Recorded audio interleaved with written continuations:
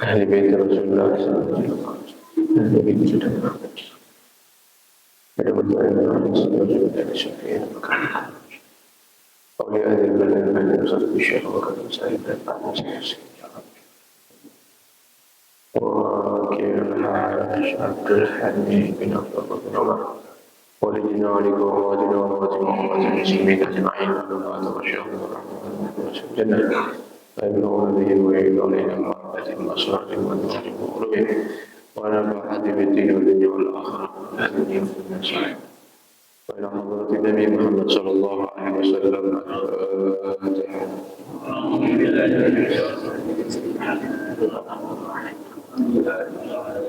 الرحمن الرحيم مالك إياك وإياك نستعين صراط الذين السلام عليكم ورحمة الله وبركاته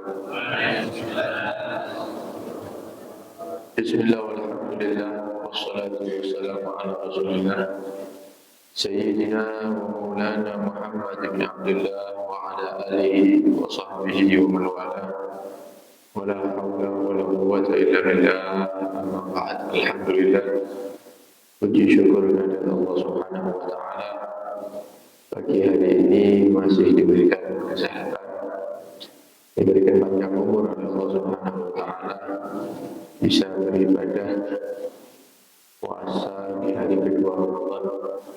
Mudah-mudahan selalu mendapatkan pemberian-pemberian kesehatan panjang umur dari Allah Subhanahu wa taala tentunya dalam ketaatan kepada Allah Subhanahu wa taala. Amin. Allahumma amin. Hadirin hadirat rahimakumullah.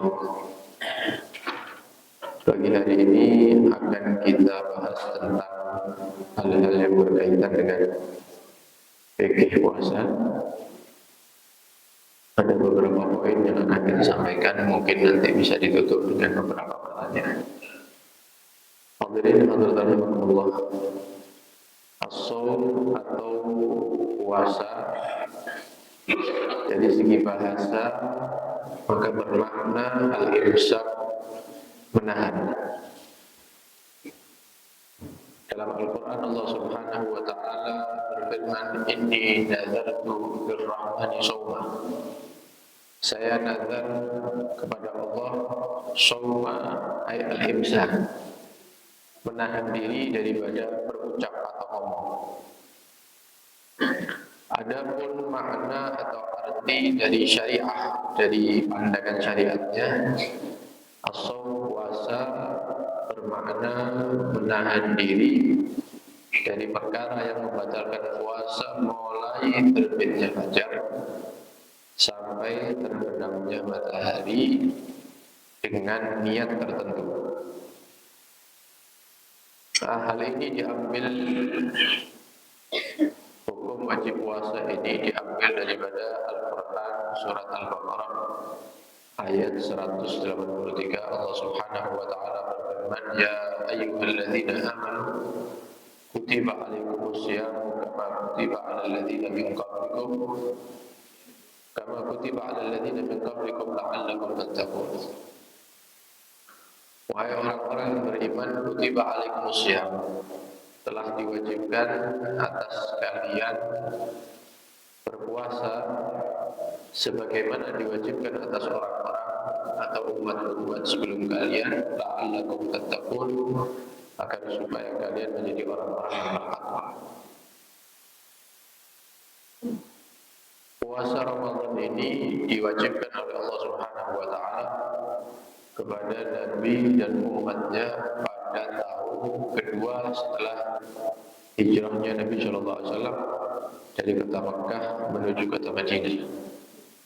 Sebelum tahun itu tidak ada kewajiban puasa Ramadan.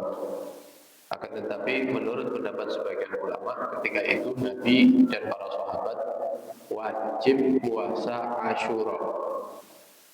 Jadi puasa Asyura itu dulu wajib. Bahkan anak-anak kecil kalau sudah datang hari Asyura itu diberikan mainan-mainan atau hiburan-hiburan yang melupakan mereka daripada sarapan dan makan siang. Sampai maghrib baru mereka diberikan makan. Kemudian datang turun ayat dari surat Al-Baqarah ini, maka hukum puasa Asyura yang awalnya wajib dirubah menjadi puasa sunnah. Yang wajib hanya puasa Ramadan saja. Dan ini terjadi di tahun kedua Hijriah. Adapun hikmah daripada diwajibkannya puasa Ramadan banyak sekali, di antaranya menahan hawa nafsu. Karena selama 11 bulan sebagian atau banyak daripada manusia ini dia sibuk untuk memberikan apa yang diminta oleh nafsunya. Nafsunya pengen makan apa, kita turuti. Dia pengen minum apa, kita turuti. Pengen mendatangi pasangan atau istri, kita turuti terus. Tapi datang puasa Ramadan mengajari kita untuk mengontrol hawa nafsu. Jadi dikontrol hawa nafsunya, dia pengen makan ditahan, pengen minum ditahan, datang syahwatnya kepada istri ditahan. 1 hari, 2 hari, seminggu, 2 minggu, sampai 1 bulan penuh. Maka keluar dari bulan Ramadan, keinginan Allah Subhanahu wa taala kita menjadi orang yang mampu mengontrol nafsu kita. Karena sifat daripada hawa nafsu itu, innan nafsa la'ammaratun bisu. Nafsu itu selalu mengajak kepada yang negatif-negatif. Kalau kita turuti terus, akhirnya kita tidak bisa menjadi orang yang lurus. Diajak ke masjid berat, diajak berjamaah berat. Kenapa? Nafsu menolak. Diajak baca Quran berat, diajak majelis ilmu berat, diajak ibadah-ibadah berat. Kenapa? Karena nafsunya menahan, menghalangi. Dengan datangnya bulan Ramadan, puasa Ramadan, Allah berkeinginan supaya kita menjadi orang yang bisa mengontrol nafsu. Artinya mengarahkan nafsu kepada hal-hal yang positif, yang baik-baik, bukan menjadi budaknya nafsu. Itu yang pertama. Di antara hikmah kedua, yaitu memberikan pelajaran bagi kita untuk merasakan lapar, sehingga dari situ akan tumbuh rasa perhatian kepada fuqara masakin, orang-orang fakir miskin, sehingga kita enteng atau mudah untuk memberikan bantuan kepada mereka semuanya. Dan banyak lagi hikmah-hikmah daripada puasa. Yang selanjutnya, poin selanjutnya, yaitu untuk puasa kita itu ada syarat-syarat supaya dikatakan sah dari segi syariatnya.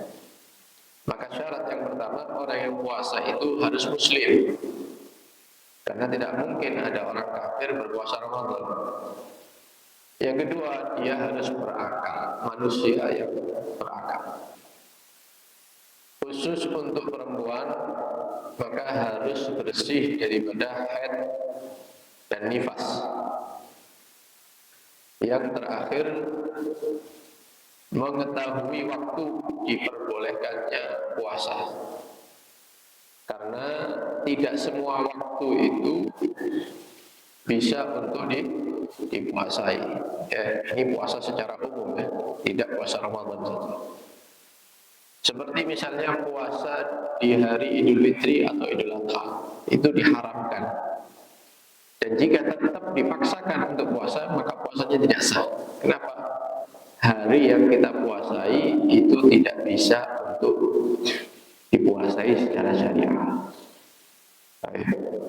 Yang berikutnya, ada beberapa hal jika terkumpul pada seorang manusia, maka wajib bagi dia untuk melakukan puasa Ramadan. Yang pertama dan kedua, tentunya dia harus muslim dan mukallaf. Dia orang Islam, mukallaf itu baligh, sudah dewasa dan berakal. Adapun anak yang belum baligh, anak-anak kita yang belum baligh, maka hukum puasa tidak wajib. Tapi orang tua wajib menyuruh putra-putrinya berpuasa ketika mereka sudah mulai umur 7 tahun. Dengan syarat sudah mampu, artinya umur misal 5, 6 itu sudah diajari puasa zuhur. Setelah makan zuhur puasa lagi. Nah, ketika nanti umur 7 tahun, kalau dia mampu puasa sampai maghrib, maka wajib bagi orang tua untuk memerintahkan. Dan ketika anak itu sudah berumur 10 tahun, maka jika dia tidak puasa atau ketahuan dia minum, sembunyi dan seterusnya, ketahuan, maka hukumnya orang tua wajib memukul anak tadi yang umur 10 tahun. Sebagaimana hukum ini berlaku di dalam pembahasan sholat. Karena Nabi SAW menyatakan, muru auladakum bis shalah wa hum abna'u sab'in. Anak kalian itu kalau sudah umur 7 tahun, perintahkan untuk sholat. Sebelum 7 tahun, ajarkan cara-caranya sholat.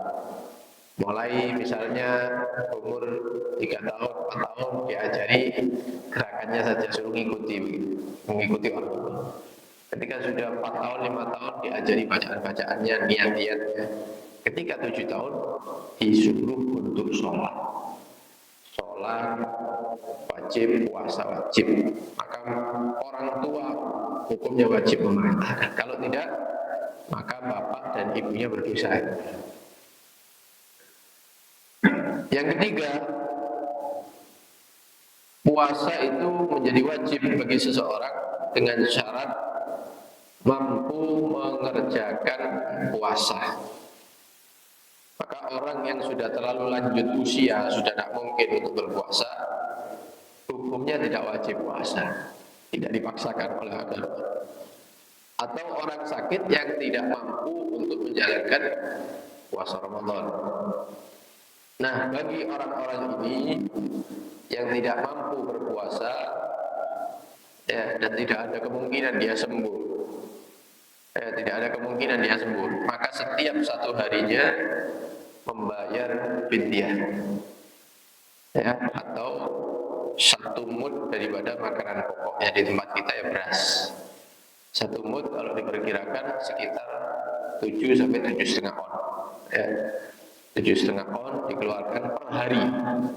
Bagi orang yang sudah lanjut usia, tidak mampu untuk berpuasa, per harinya dikeluarkan 7,5 on daripada beras. Yang terakhir, wajib puasa bagi orang yang mukim. Mukim itu bukan musafir. Jadi kalau ada orang musafir di malam hari, perjalanan sekitar kurang lebih 82 kilo dari batas kotanya dia, maka boleh dia tidak berpuasa. Tapi kalau memaksakan puasa, ya sah. Ya boleh-boleh saja. Bagi yang dia itu bepergian, kemudian meninggalkan puasa, maka nanti setelah Idul Fitri diqadha. Ya, misal 1 hari atau 2 hari tidak berpuasa. Kita lanjutkan. Adapun rukun daripada puasa itu ada dua. Yang pertama niat, yang kedua menghindari perkara-perkara yang membatalkan puasa. Nanti kita bahas. Yang pertama niat dulu. Karena kita ini di daerah ini hampir semuanya mazhabnya mengikuti mazhab Imam Syafi'i. Maka beliau Al-Imam Syafi'i mewajibkan niat setiap malam untuk hari esoknya. Jadi satu hari puasa itu ibadah yang tersendiri, butuh niat. Hari ini kita puasa, tadi malam kita niat. Besok kita puasa, berarti nanti malam kita niat dan seterusnya sampai akhir Ramadan. Maka niat puasa yang sempurna yaitu yang kita baca biasanya setelah selesai raweh itu bareng-bareng gitu ya. Nawaitu shauma ghadin an ada'i fardhi syahri Ramadan hadhihi sanah lillahi ta'ala. Saya niat puasa besok melaksanakan kefarduan atau kewajiban puasa bulan Ramadan di tahun ini, hadhihi sanah di tahun ini lillahi ta'ala, karena Allah Ta'ala. Yang kedua, menghindari perkara-perkara yang bisa membatalkan puasa. Apa saja perkara yang bisa membatalkan puasa? Secara ringkas, yaitu yang membatalkan puasa masuknya sesuatu ke dalam rongga yang terbuka, artinya yang sampai ke dalam tubuh kita, seperti mulut, masuknya sesuatu lewat mulut atau hidung atau telinga dan lain-lain dengan sengaja, dan dia tahu kalau itu hukumnya haram ya. Tapi jika dia dalam keadaan lupa, mungkin awal-awal Ramadan lupa dia makan, atau melihat air satu gelas dia minum, tidak sengaja dia lupa, maka hukum puasanya tetap sah. Atau mungkin dia melakukan karena tidak tahu hukumnya, ilmunya. Kenapa? Baru masuk Islam misalnya, baru tahun ini mengerjakan puasa Ramadan, dia kurang paham, maka hukum puasanya tetap dianggap sah. Yang kedua yang membatalkan yaitu murtad. Yang ketiga bagi perempuan yang membatalkan puasa yaitu haid, nifas, melahirkan, itu membatalkan puasa. Gila walaupun sebentar membatalkan puasa. Pingsan, tidak sadar atau mabuk sampai sehari penuh sampai maghrib, ini membatalkan puasa. Kumpul dengan istri, pasangan, tahu dia haram, maka hukumnya membatalkan puasa. Mengeluarkan air sperma dengan sengaja, baik dengan apapun itu, ini membatalkan puasa juga. Yang terakhir, muntah dengan sengaja, bukan muntah karena sakit, tapi muntah dengan sengaja, ini membatalkan puasa. Ada hal yang perlu kita ingatkan, yaitu berkaitan dengan laki-laki yang mendatangi istrinya di siang Ramadan. Kalau ada laki-laki mendatangi istrinya di siang Ramadan dalam keadaan puasa, dia tahu hukum, dia tahu kalau itu haram, sengaja dia melakukan, tidak ada paksaan, maka berkaitan dengan orang ini beberapa hal. Satu, puasanya batal. Dua, dia mendapatkan dosa karena dia melanggar. Yang ketiga, dia wajib melanjutkan puasanya. Artinya tidak boleh makan, tidak boleh minum sampai maghrib. Yang keempat, wajib qadha. Nanti hari itu yang rusak tadi itu karena bersetubuh, wajib diqadai. Yang keempat. Yang terakhir, dia kena denda kafar. Apa dendanya? Membebaskan budak perempuan yang beriman, yang Islam. Di Pasuruan tidak ada budak. Maka berpindah kepada denda yang berikutnya, puasa 2 bulan berturut-turut. Nah, karena itu jangan diremehkan masalah ini, bersetubuh dengan istri ini. Bagi kita, selesai Idul Fitri wajib untuk qadha dan wajib berpuasa denda selama 2 bulan berturut-turut. Artinya kalau kita sudah dapat seminggu, 2 minggu, kemudian putus puasanya, mulai dari awal lagi. Karena 2 bulan itu harus berturut-turut. Nah, ini sebagian orang menganggap enteng gitu. Nah, untuk mencegah hal ini, bagi orang tua yang punya putra putri, jangan dikawinkan di bulan Sya'ban atau di akhir Sya'ban. Ini akhirnya menjerumuskan putra putrinya. Ya, tak kawin no 29 Sya'ban beb. Ya, kasihan kan ini.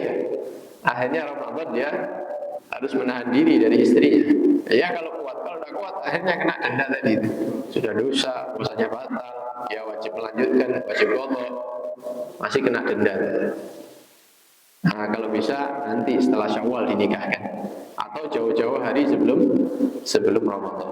Nah, bagi yang tidak mampu puasa berturut-turut 2 bulan karena mungkin punya penyakit, maka wajib memberikan makan kepada 60 orang miskin. 1 orang 7,5 on daripada beras. Ya, ini kewajiban untuk laki-lakinya, perempuan tidak. Ya, laki-laki yang mendatangi istrinya. Ini ya.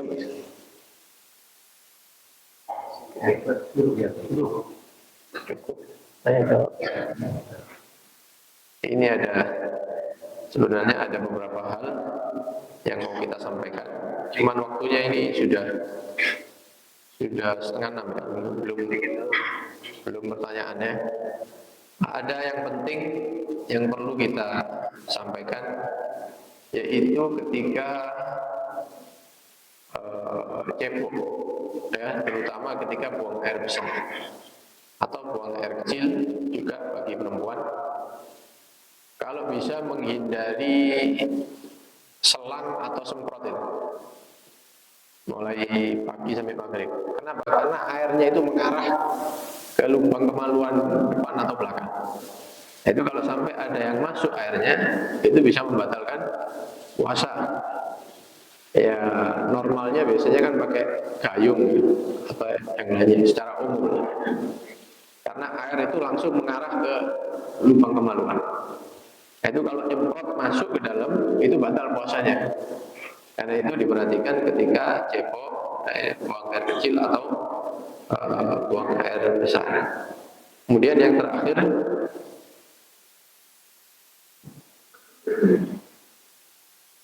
yaitu bagi orang yang dia itu muntah tidak sengaja, atau gusi atau giginya mengeluarkan darah, maka dia tidak boleh menelan ludahnya dulu. Kenapa? Karena jika ludahnya ditelan, maka ludah tadi itu bercampur dengan sisa muntah atau bercampur dengan darah yang ada di gusi. Nah, itu kalau ditelan, maka puasanya bisa batal. Caranya, ketika berdarah atau ketika habis muntah, diludahkan dulu, kemudian kumurnya disampaikan ke kerongkongan, ya, sampai ke batas gitu. Airnya dimasuk atau diminum sampai kerongkongan, gitu, kemudian dimuntahkan. Kalau sudah melakukan ini, menelan ludah setelahnya tidak ada masalah. Tapi kalau belum dibersihkan, maka ludahnya itu bercampur dengan darah atau bercampur dengan sisa muntah. Ini juga bisa membatalkan puasanya dia. Nah. Monggo kalau ada yang mau ditanyakan, kita jawab sesuai yang kita ketahui.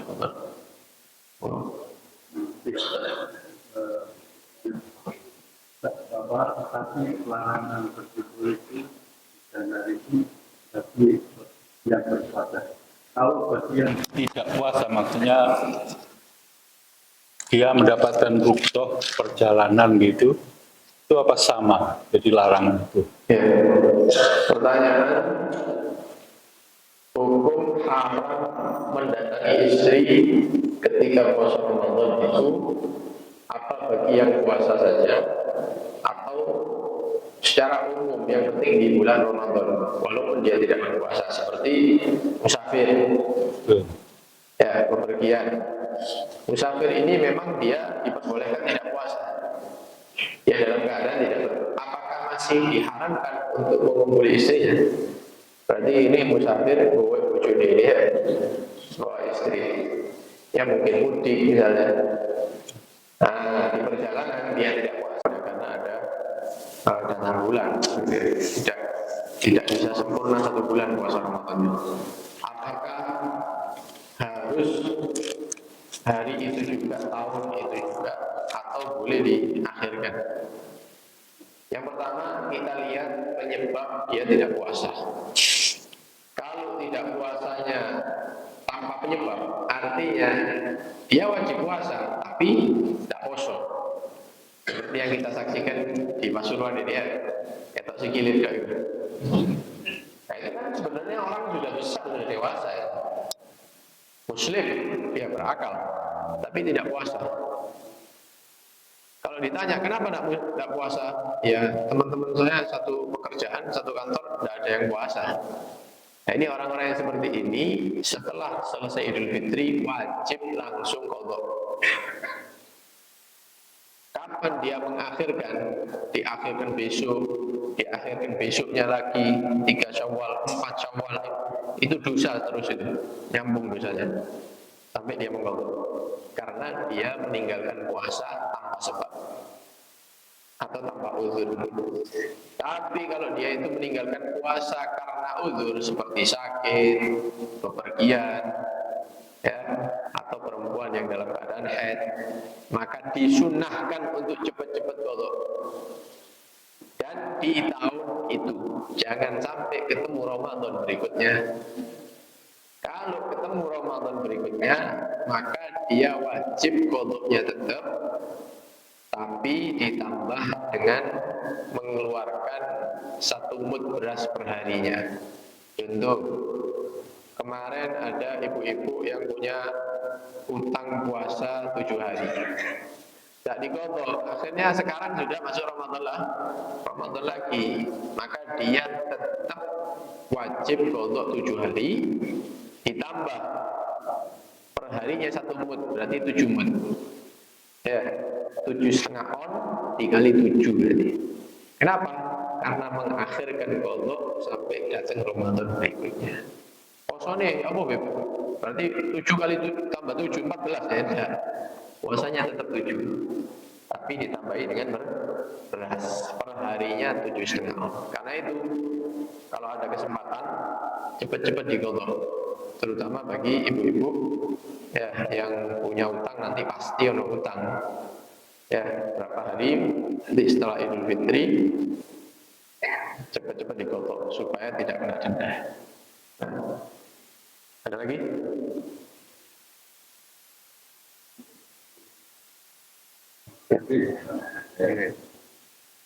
Misalnya ada seorang tidak dari rumah itu jalan ke masjid, sampai di masjid itu ada gimana?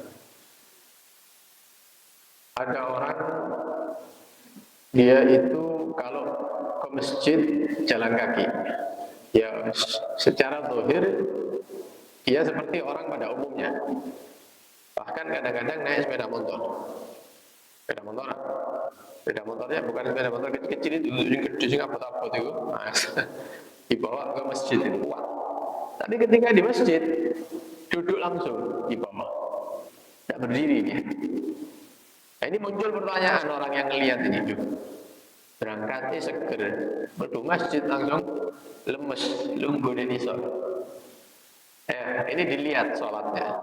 Kalau itu sholat sunnah bebas, mau berdiri, mau duduk, itu boleh. Tapi pahala orang sholat sunnah duduk itu separuh daripada pahala orang yang sholat sunnah berdiri. Tapi itu kalau sholat wajib, maka hukum sholat wajib itu wajib berdiri bagi yang mampu. Bagi yang tidak mampu, boleh dia sholat duduk, sholat wajib duduk. Nah sekarang bagaimana? Ya dikembalikan kepada pribadinya masing-masing. Kuat ngadeg apa enggak? Lek kuat ngadeg apa? Lek tidak kuat, nunggu. Aku kuat awalnya dok, takbirnya awal itu. Nah nanti kalau sudah sujud, duduk tidak kuat ngadeg mana? Pertanyaannya, Kalau dibantu bisa enggak? Oh bisa, Beb. Atau mepet tembok. Jelek wayang ngadeg rakaat kedua itu ambil gecelan ngadeg bisa, maka wajib. Tapi kalau wis mepet tembok tetap tidak iso, memang sakit kakinya, maka rakaat berikutnya dalam keadaan awal itu ngadeg. Tapi kalau sudah tidak bisa sama sekali, maka dimulai sholat wajibnya dari duduk. Ini kepada pribadi masing-masing. Adapun kita yang tidak mengalami, jangan suudzon. Oh, ini mari melaku, saya kilo. Jangan seperti itu. Kita tidak tahu penyakitnya orang. Ya mungkin asam urat, apa kita tidak tahu. Ya, jangan suudzon sama orang. Atau dia kambuhnya di masjid misalnya. Nah kalau kita mau ngobrol sama dia dan tidak tersinggung, tidak ada masalah, ngobrol aja. Sampean kok sholat nunggu terus. Ah gitu. Ya. Jangan dibicarakan di belakang. Itu melaku, itu buat sepeda motor, tapi tetap masjid langsung nunggu. Nah ini rasa-rasa akhirnya. Ya. Karena itu dikembalikan kepada pribadinya masing-masing. Ya bagi kita, terutama yang perhatian sama saudaranya, tetangganya, ya diajak ngobrol lah. Sekiranya dengan kalimat-kalimat yang tidak menyinggung, gitu. Nah, ya di tempat saya juga ada yang seperti itu. Ya, bawa makeup bro, mati kan dijagrak nunggu. Ada lagi? Cukup? Masih ada pertanyaan penutup?